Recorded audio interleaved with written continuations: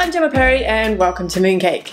So you're looking for a job in China. Well, today I'm going to tell you everything you need to know to find the right job for you.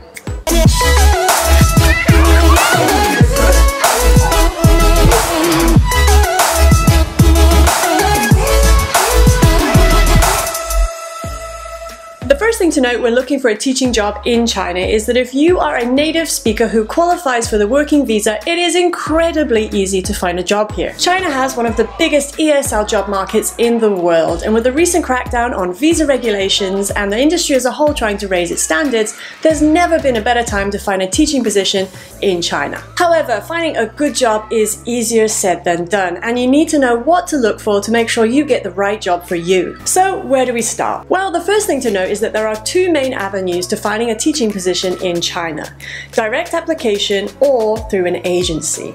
Now, which one is best for you is completely dependent on your circumstances, and there are pros and cons to both. If Googling teaching English in China, you'll get a mix of agencies and language schools in the results, and understanding the difference between the two is really important. Now, large language centers such as English First have schools across the country and invite you to directly apply with them. However, agencies don't usually own any schools or language centers themselves, but act as a middleman to help connect you with those that do. Now, not all language schools that you find online are going to be that great to work for, and there are certainly a lot of dodgy agencies out there. So what is it that we need to look for? Let's first talk about agencies. Now, agencies usually work on one of two different business models. Let's call it Model A and Model B. Now, Model A is where teachers sign a contract directly with the agencies and not with the school at which they will work. Now, often teachers will be asked to sign a contract with the agency before the agency has even found them a position. Only once that contract is signed do they then start to interview for jobs. Now, packages offered by agencies under this model usually include a monthly salary, a visa, and housing. Signing under a contract with an agency under this model is great for those coming to China for the first time, as you can fly to China knowing that you've already got accommodation set up and help there if you need it. However, this does come at a price, and you'll find that your monthly salary is significantly lower than the going rate. If an average teacher's salary is 20,000 RMB per month, you might find that you only receive 12,000 after the agency has taken their cut. Now, that salary should include housing, so do take that into consideration when reviewing their offer. However, depending on where you're going and whether you would prefer to live alone or with others,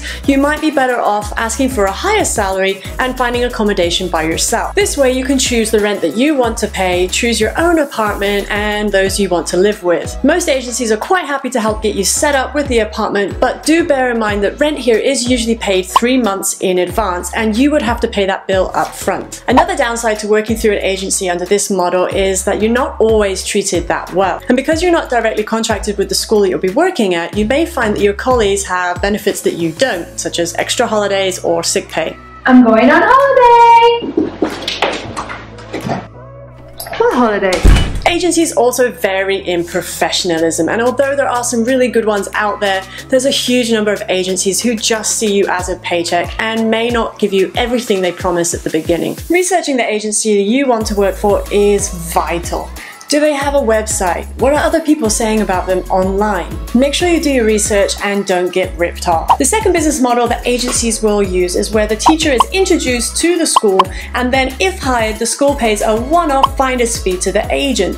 This means that the teacher can sign a contract directly with the school at which they work. Now, this model is considerably better than the last, and a good agency will be able to introduce you to a number of schools offering you the salary and packages you want. Salaries under this model are usually much higher, as the agency aren't taking a cut each month, and most schools will offer housing as part of the contract. Now, lastly is direct hire, and this is where we cut out the middleman altogether and you apply directly to a school or language center and sign a contract with them. Okay, so we know the different ways of applying for a job in China, but how do we find a job?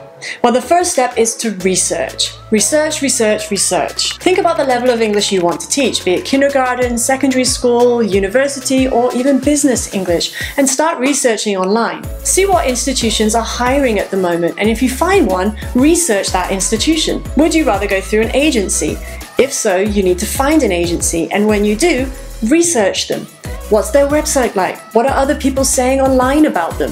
Which business model are they following? When getting in touch with these agencies or schools, look at the level of English they're using. Is there an application form for you to fill out and a formal process for you to go through in order to apply? The way in which they communicate with you during this process can tell you a lot about the kind of business they are. Now, no matter what method you choose to find a job in China, another aspect to consider is the salary and packages. Now, if you're a native English speaker who qualifies for the working visa, you're going to have no problem finding a well-paid job. Make sure you research online to find out the average teaching salary for where you're going. Generally speaking, a good package would include a monthly salary, housing, a working visa, and summer and winter vacation. This of course will vary depending on your qualifications, experience, and the area of China at which you'll be working. Now, salary aside, another aspect to consider is the environment in which you'll be working. Now, no matter if you're here for travel or for your career, finding a warm, friendly environment in which to work can make your experience all the much better. So remember that salary is not always the most important thing. And make sure you take your time. That first offer may be exciting,